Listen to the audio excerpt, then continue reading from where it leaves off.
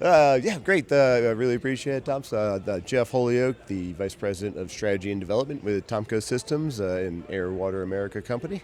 Fantastic. And you were on stage here at gasworld's North American CO2 Summit 2025. Perhaps you can just give me a brief overview of what you discussed and the key takeaways from that. Sure, no, absolutely. So I try to kind of bridge the background data about where the market's going, kind of where the supply of CO2 is today, where we project it, seeing it going into the future, and then kind of bridge that into what are the technologies that we're going to talk about the rest of the week here, whether that's direct air capture, sequestration, capturing off of rail, capturing off of all sorts of great things like that. So I kind of trying to present that and some of the challenges that we face, but really some of the what ifs that could really cause a major disruption in the supply of CO2 across the country. And you touched on a few of them there, but alternative sources of CO2, what are some of the most exciting ones that you see?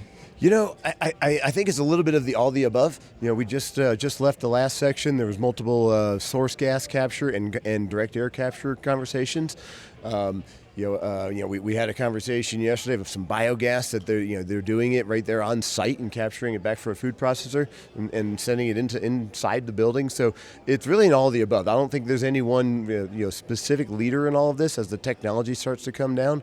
And there's different aspects of it. Where are you located? What's the cost of energy? And what is the source? And we have to capture it off of all different types of sources. So it's really going to come down to the proliferation of utilizing these new technologies and not just being reliant on our existing supply more than any one technology coming out. But big advocate of direct air capture, big advocate of source gas capture, and biogas capture certainly has some big wins coming up here as well. So. Absolutely. And how do these alternative or new sources of CO2 not become alternative anymore? How do they become the norm and more reliable? Yeah, we need further investment. We need further commitments from the users to recognize that there could be shortages, and that's the what ifs. There could be major shortages coming online here, maybe not this year, but next year, 2027. And if we don't start adapting to these alternative sources of CO2, then we're going to be behind the eight ball in all of that and really have a struggle to get them to marketability. So what's going to happen for the adoption of it is more people trying it and accepting that there are different avenues and using it. Absolutely. I picked up on something you said on stage yesterday was that we're going to need to go through a period of pain. So what could drive this pain?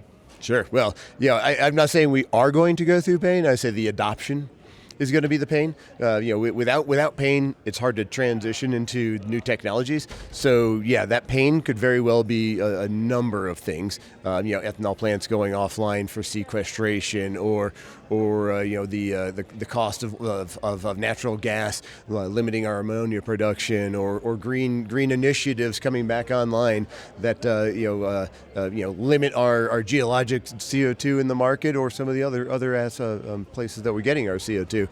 When those pains occur, more market adoption will occur.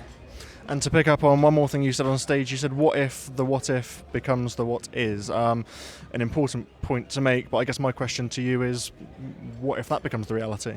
Then we're going to wish we adapted or adopted these other technologies sooner. Period. It will be too late, or it'll be will be huge market disruptions if we don't have access to volumes of CO2. And so if some of those what ifs become the what is, like geological CO2 goes away, or 5 ethanol plants shut down because they're sequestering and it's better for their CI score, things of that nature, then we're going to wish we adapted these things a lot sooner, and that's where it's all going to come down to. Absolutely. And the final question, if you had a message to those who maybe couldn't be in the room here at this event today, what would be your message to them? Don't get complacent.